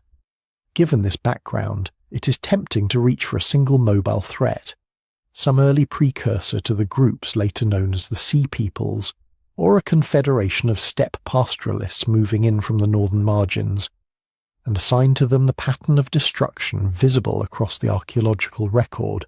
The appeal of such an explanation is understandable, but the material evidence for it is, in most cases, thin to the point of transparency. Hazor in northern Canaan offers one of the most discussed examples of this problem. The site preserves a dramatic destruction layer from its late Bronze Age occupation, a thick band of ash, charred timber beams and collapsed basalt walls that signals an ending of real force and finality. What the layer does not preserve is equally significant. Excavators working through the debris found no mass burial pits, no concentrated deposits of weapon fragments, no siege ramps or assault debris, none of the material signatures that tend to accompany large-scale military assault in the ancient world. The fire was real and clearly intense. The cause of it remains, in strictly archaeological terms, unresolved. Yigael Yadin and later Amnon Ben-Tor, who dedicated much of their careers to the site, each proposed explanations: an Israelite conquest rooted in the traditions of the Book of Joshua, or alternatively an internal Canaanite revolt, or the campaigns of Egyptian pharaohs such as Thutmose III. But every one of these proposals rests on interpretive gaps rather than direct physical proof. The textual traditions are vivid and specific. The stratigraphy beneath them is far less cooperative. Chronologies for the destruction differ among scholars by as much as a century, and the absence of weaponry or mass grave evidence means that any attribution to a specific invading group remains, at best, a well-reasoned hypothesis rather than a demonstrated fact. Hazer is not alone in this ambiguity. Tel Brak in northeastern Syria preserves a destruction layer datable to around 3600 BCE, somewhat earlier than the fire horizon under primary discussion here, but instructive for the same reasons. The layer is clear in the stratigraphy. Level 16 shows the characteristic signs of a building phase ended by fire and collapse. What it does not show, once the debris is carefully sorted, is unambiguous evidence of coordinated external attack. Fire horizons at Bronze Age sites can arise from local conflict between rival factions within a city, from an accidental blaze that spread through densely packed structures of dried mud and timber, or from the kind of broader environmental stress that leaves communities too depleted to manage ordinary fire risk. The dark band in a trench wall does not announce its own cause. This is the central difficulty that confronts any invasion theory applied broadly across the Near East.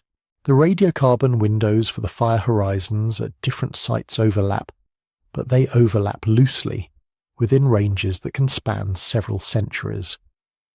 To argue that a single raiding force, or even a series of coordinated campaigns by related groups, systematically destroyed settlements as far apart as the Levantine coast, the Mesopotamian river plains, and the Iranian plateau within the same cultural moment, requires those dates to converge far more tightly than the current evidence allows.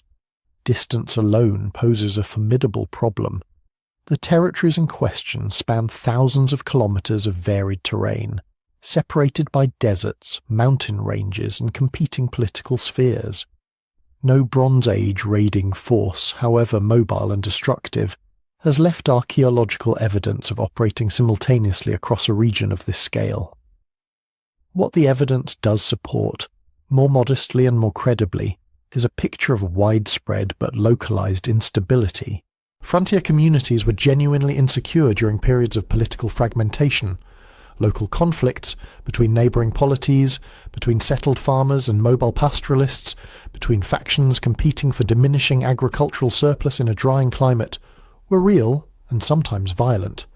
Some of the destruction layers now attributed speculatively to coordinated invasion almost certainly reflect exactly this kind of friction. A city burned in a local dispute, or razed by a regional rival, or abandoned in the face of raiding that made continued occupation untenable. These are human causes, and they are plausible. They simply cannot be scaled upward into a unified explanation for the entirety of the fire horizon without doing violence to what the archaeological record actually shows. The invasion hypothesis, then, is not worthless. At individual sites, and in specific regional contexts, the possibility of deliberate human destruction by an external group cannot and should not be dismissed. Hazer may well have ended at someone's hands. The dramatic completeness of its destruction layer suggests intentionality even if it does not specify an agent. At other sites, the same ambiguity invites the same cautious openness. But a coordinated region-wide campaign of destruction carried out by a single mobile power, the kind of clean, unified narrative that the human mind finds so satisfying, runs well ahead of what the material record can support. The absence of weapons, the absence of mass graves, the chronological spread across centuries rather than decades, and the sheer geographic implausibility of a synchronized assault across thousands of kilometers all counsel restraint. Invasion, in this story, is a possible thread in a much larger tapestry, a thread that may account for individual knots in the pattern, but cannot explain the whole weave. The city's burned, some of them perhaps burned at human hands. But the scale of what happened, and the range of places where it happened, suggests that no single hand, however violent, held all the torches. When every terrestrial explanation begins to feel insufficient, when drought and earthquakes and raiding armies have each been weighed and found only partly convincing, the imagination takes a longer reach. It looks upward, and there, in the open sky above the ancient Near East, it finds one more candidate for the cause of all that burning. A cosmic intruder, a fireball falling from space, something on the scale of the object that leveled 2,000 square kilometers of Siberian forest at Tunguska in 1908, arriving unannounced over the cities of the Bronze Age world and ending them in a single catastrophic instant. The idea is not quite as marginal as it might first sound. Cosmic impact events are real phenomena with real archaeological and geological signatures, and the scientific literature does contain serious proposals that link an extraterrestrial airburst to the destruction layers visible at sites in the Jordan Valley around 3,700 years ago. The most substantial of these proposals centers on a site called Tall El Hammam, located near the northeastern shore of the Dead Sea, where a research team has identified a collection of anomalous materials embedded in a destruction layer, melted pottery sherds with zircon crystals that could only have formed at temperatures exceeding 2,200 degrees Celsius, fragments of shocked quartz bearing the characteristic planar deformation features that extreme pressure produces, tiny iron-rich magnetic spherules of the kind that condense from vaporized rock, and an unusual spike in platinum group elements, alongside a salt anomaly, consistent with a Dead Sea brine haze swept inland by a directional blast. The team has mapped the orientation of this debris field and argued that it points northeast, consistent with the trajectory of an incoming aerial object. If these findings hold, they would represent something genuinely striking, not a metaphor, but a physical record of fire arriving from above at velocities no human raiding party could approximate. But this is precisely where the story requires careful handling. The researchers themselves are explicit in noting that the proxy evidence is, in their own phrasing, not at compelling levels. The signals are present, but they are faint, and they have not yet been independently replicated by other research teams working through the same material with the same methods. More significantly, none of the other sites in this larger pattern of destruction, not Jericho, not Tel Brak, not Uruk, not Susa, not Shar-Sukte, have yielded anything resembling these impact markers. What those sites contain is ash-filled floors, charred mud brick, collapsed timber beams, the ordinary signature of a fire that burned hot enough to end a city but left no melted glass, no shocked minerals, no spherules, no anomalous elemental concentrations. The absence is significant because a region-wide airburst of sufficient energy to simultaneously destroy settlements across thousands of kilometers would be expected to leave consistent physical traces across that same area. Instead, the candidate evidence is confined to one location, is acknowledged by its own authors to be preliminary, and has not achieved anything approaching consensus in the broader archaeological community. This is not unusual. Dramatic catastrophes attract cosmic explanations with a regularity that historians of science have long recognized. When a pattern of destruction is wide enough and mysterious enough, the temptation is to reach for a cause that matches the scale of what is being explained. A meteor or comet offers a satisfying completeness. A single event, a defined moment, a cause adequate to its effects. It bypasses the frustrating multiplicity of drought here, raiding there, earthquake somewhere else, local conflict elsewhere still. It eliminates the need to reconcile chronological ranges that refuse to snap into precise alignment. It resolves ambiguity with spectacle. And spectacle, whatever its explanatory limitations, is very good at holding attention. The contrast with how archaeology actually works is instructive. Archaeological explanation tends to be accretive and unresolved rather than singular and complete. Most destruction horizons, when examined closely enough, reveal evidence that pulls in more than one direction simultaneously. A city may have been weakened by a generation of drought before a raiding group found it easy to sack. Seismic damage may have cracked defensive walls at precisely the moment when political fragmentation left no organized force available to repair them. Local elites may have lost legitimacy during food shortages, triggering internal violence that ended in fire set by factions rather than foreign armies. The real cause, if the singular term is even appropriate, is usually a tangle of conditions that no single dramatic event can cleanly represent. The archaeological record does not often hand investigators a moment. It hands them a period, a process, a slow unravelling that leaves behind material ambiguity rather than a clear narrative signature. The cosmic airburst hypothesis, at its most honest, acknowledges this. Its proponents are not uniformly reckless. Some of them are careful scientists doing genuinely interesting work on impact proxies and their distribution. The problem is not that the idea is absurd. It is that the evidence currently available for it is far weaker than the explanatory ambition it serves. A speculative hypothesis that concentrates its supporting evidence at one contested site depends on preliminary analyses that have not yet been replicated and leaves the broad archaeological record of contemporaneous destruction sites entirely unaccounted for, is not the same thing as a demonstrated explanation.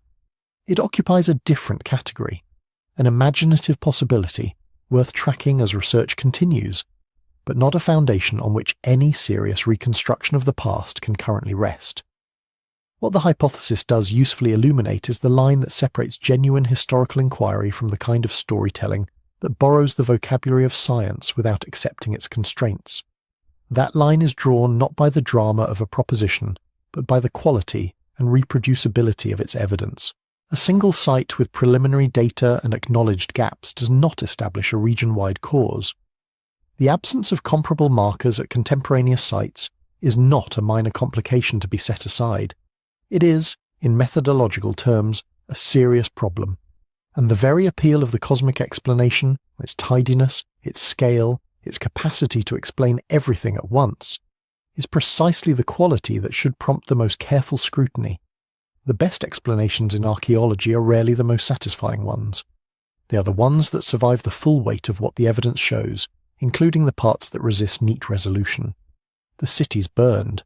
Something ended them. Fire came, from one direction or many, through one cause or several, across a span of time that may be a generation or a century or more. Whether any of that fire came from the sky remains for now genuinely open, but open in the way that an unresolved question is open, not in the way that a confirmed possibility is. The sky for the moment holds its silence, so let us hold the mystery in a different way. Rather than pressing toward a single cause, one drought, one earthquake, one raiding wave, one cosmic intruder, it may be more productive to ask why the ruins look the way they do, and what the physical reality of burning an ancient city actually tells us about the forces that might have produced it. Ancient cities built of mud brick were not passive objects waiting to be destroyed. They were dynamic systems with specific vulnerabilities, and those vulnerabilities shaped how destruction unfolded and what it left behind. Experimental archaeology has taught us something unexpected about this. A mud brick structure of the kind that dominated the ancient Near East can be reduced to ash and collapsed wall in as little as 2 to 3 hours under the right conditions. The critical variables are fuel load, wall thickness, and building density. A city with tightly clustered housing, abundant timber roof beams, and stores of dried grain creates what might be called fuel corridors, continuous pathways along which fire can move from room to room, structure to structure, without ever encountering a natural break. The more densely occupied the city, the more efficiently it burns, and the more uniform the destruction layer that remains. This means that the same archaeological signature, collapsed walls, charred beams, ash-filled floors, can be produced by causes that have almost nothing in common with each other.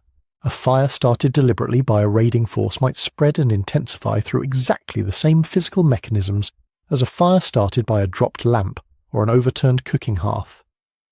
If the fuel corridors are in place and the wind is favourable, the result looks the same from the ground 3,000 years later. Earthquake destruction adds another layer of ambiguity, because seismic shaking can crack walls and collapse timber roofing without producing any fire at all, and yet the subsequent disarray, with exposed wooden beams and scattered hearths and overturned oil lamps, creates precisely the conditions in which fires start quickly and spread widely. At Salat Tepe in southeastern Anatolia, archaeologists found crushed walls and charred wooden looms in a destruction layer dated to roughly 1650 BCE, and the material evidence pointed toward an earthquake-induced failure that was almost immediately followed by fire in multiple rooms simultaneously. War and geology had collaborated without any human enemy needing to be present. Drought introduces a different kind of amplification. When vegetation is stressed and soil moisture is low, the landscape surrounding a city dries out, reducing the natural barriers that might otherwise slow a spreading fire. Inside the city, grain stores run low and then empty, but what remains, dried timber, reed matting, leather goods, stored chaff, is desiccated to the point of igniting easily. A city that has survived multiple droughts may have depleted its social cohesion at the same time as its food stores, leaving fewer organized people available to coordinate emergency response. Fire in an ancient city was not simply a physical event. It was also a social one. Bucket chains, organized evacuation of stored goods, the deliberate collapse of connecting structures to create fire breaks. These responses require functioning community organization. A city weakened by years of food insecurity, internal conflict, or political fragmentation loses precisely this capacity at precisely the moment it might need it most. Weather compounds everything. A fire that might be contained on a still night becomes uncontrollable in a sustained wind. Seasonal dryness turns rooftop vegetation into tinder. The Near East during the 2nd millennium BCE was subject to pronounced interannual variability, with some years receiving substantially less rainfall than average, concentrating drought stress into periods of months rather than decades.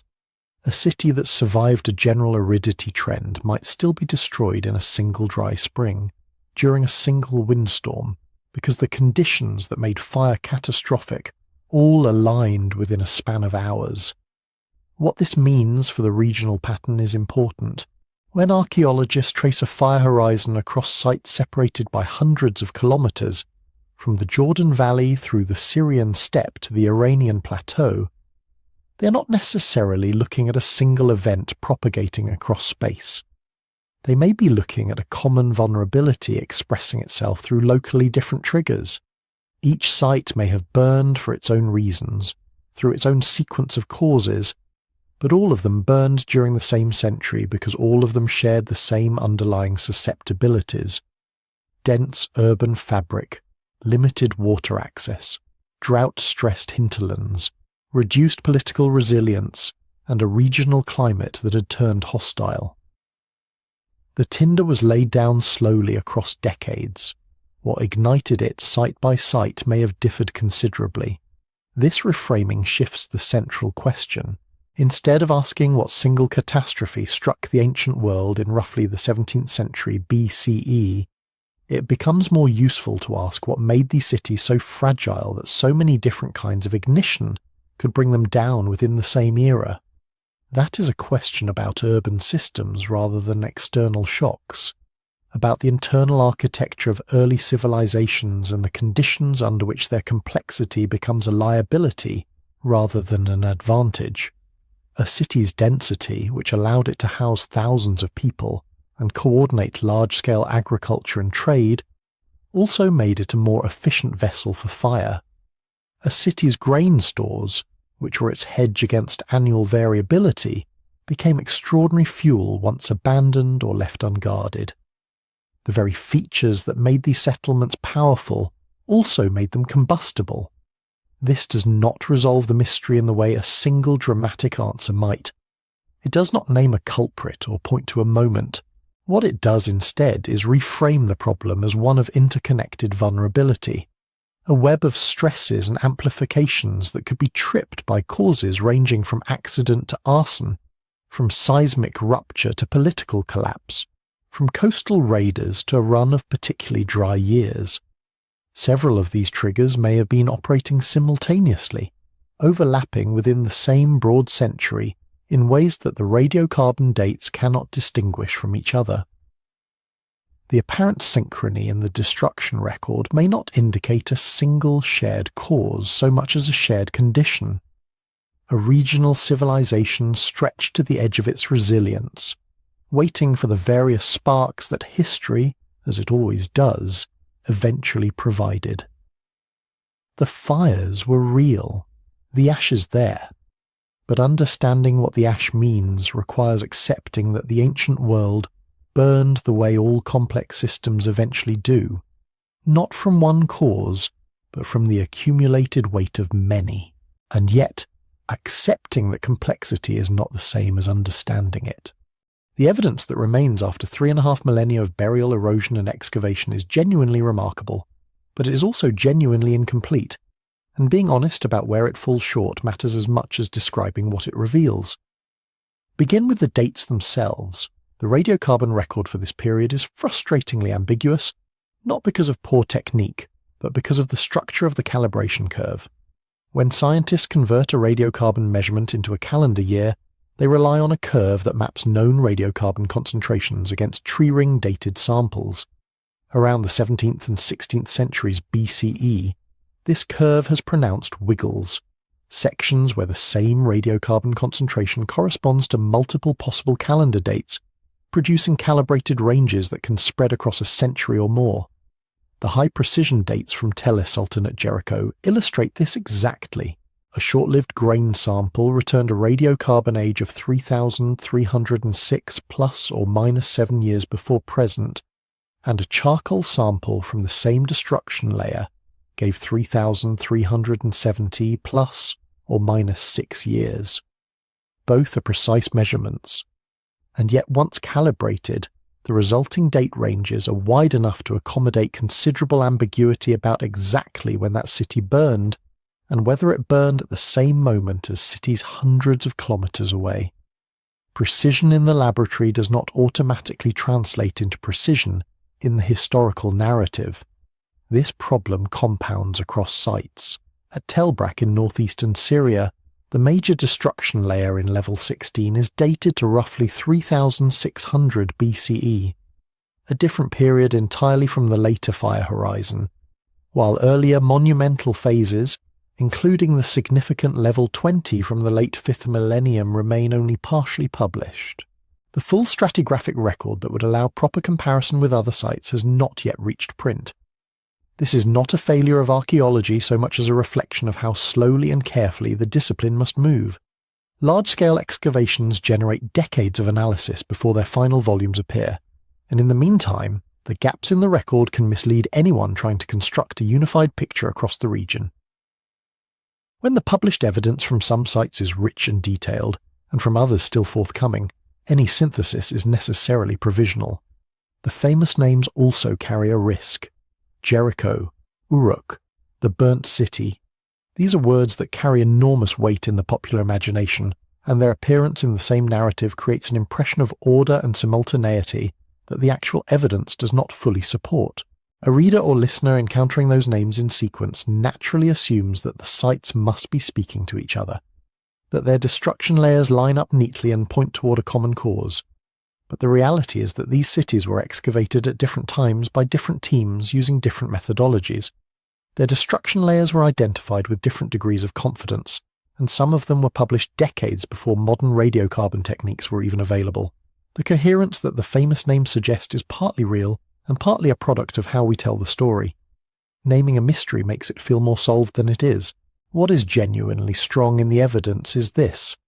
Across multiple urban centres in the ancient Near East and onto the Iranian plateau, archaeologists have consistently found destruction layers characterised by ash-filled floors, collapsed mud brick walls, and charred timber beams that converge in broad stratigraphic terms around the same general era. That convergence is real. The signal appears across sites separated by hundreds of kilometres. It recurs in the work of independent research teams who are often not in conversation with each other, and it reflects a consistent physical signature rather than a subjective interpretation. The recurring burn layers across multiple urban centres are the most durable part of this story, and they resist easy dismissal. What is weakest is the claim of exact simultaneity and the identification of any single universal cause. The radiocarbon dates overlap, but overlapping error ranges are not the same as contemporaneity. Two sites can appear to have burned in the same century without having burned in the same decade or the same year, or in any meaningful sense together. The Middlegore 3.7 kbp hypothesis, which proposes a catastrophic regional climate episode around 1700 BCE that could have driven widespread drought and fire, is one of the more intriguing attempts to explain the pattern, but it rests on a limited set of paleo-environmental cores, and the scholarly community has not reached consensus about whether those cores represent a genuine regional signal or a local anomaly blown to larger scale. Some researchers find it compelling. Others attribute the individual fire layers to purely local factors and regard the apparent synchrony as a coincidence magnified by imprecise dating. Both positions are defensible with the evidence currently available, which is another way of saying that the evidence currently available is not sufficient to decide between them. Future research could change this. Expanded programs of high-precision radiocarbon dating on short-lived samples, seeds, charred grain, the annual rings of burned wood rather than the bulk age of a long-lived timber, would narrow the calibrated date ranges and make it possible to test whether the destruction events at different sites really do cluster within a span of years rather than a span of centuries. Bayesian chronological modelling, which combines radiocarbon measurements with stratigraphic sequences and other prior information, has already transformed dating precision at several Near Eastern sites, and could do the same for this problem if applied systematically across the region. New paleo-environmental archives, speleothems from caves in the Levant and Zagros, lake sediment cores from high-altitude basins in Turkey and Iran, pollen sequences from the Dead Sea Basin, could test whether the climate of the 17th century BCE really was as distinctive as the Middlegore hypothesis requires, or whether the fire horizon sits within a period of more gradual environmental stress that makes regional drought a background condition rather than a precipitating event. Until that evidence exists, the mystery retains its shape. There were fires, they were widespread. They ended cities that had represented, in their time, remarkable achievements of human organization. Something happened, or many things happened, converging within the same broad era, that brought those achievements down into ash and collapsed wall. The signal is clear enough to take seriously, and unclear enough that every explanation so far proposed remains open to question. The ancient world burned, and the record it left behind is honest about how much it knows and how much it will not say. So we return, at the end, to the image that began this journey. Those earlier cities rising from flat plains and river bends, built of mud, brick and timber, packed with the business of human life. Grain stored in clay jars, fires burning in hearths, the steady noise of people moving through narrow streets in the long mornings of the ancient world. And then, sometime in the broad and imprecise span we call roughly 3,700 years ago, silence. Ash-filled floors where the grain had been, collapsed walls where the fires had burned, charred timbers where the rooftops had sheltered thousands of lives, now pressed flat into the earth, waiting millennia to be found. The sites stretch across an enormous distance, from the Jordan Valley westward to the Syrian frontier, from the lowland plains of Mesopotamia east to the Iranian plateau. Jericho at Tel es-Sultan, where excavators found a destruction layer rich with ash and evidence of intense heat. The calibrated radiocarbon dates spreading across a broad enough range to make precise synchrony elusive, but the physical signature unmistakable.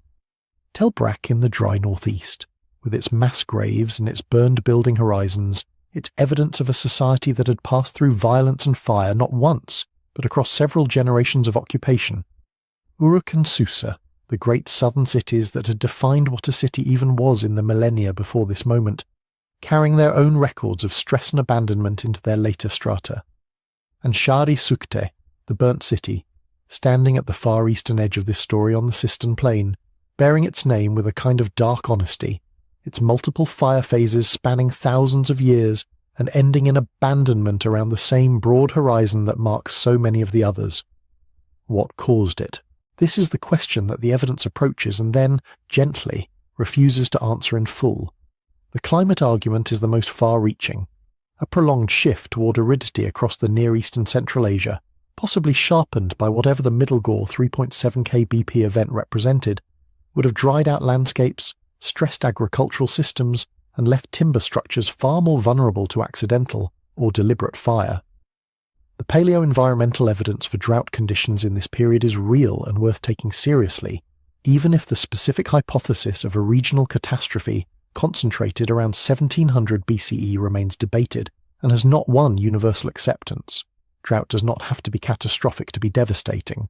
A generation of reduced harvests, of wells running shallower, of the marginal land giving out before the central land follows, that accumulating pressure can bring down a city as surely as any single violent event. The seismic argument is quieter but persistent. Mud brick is rigid.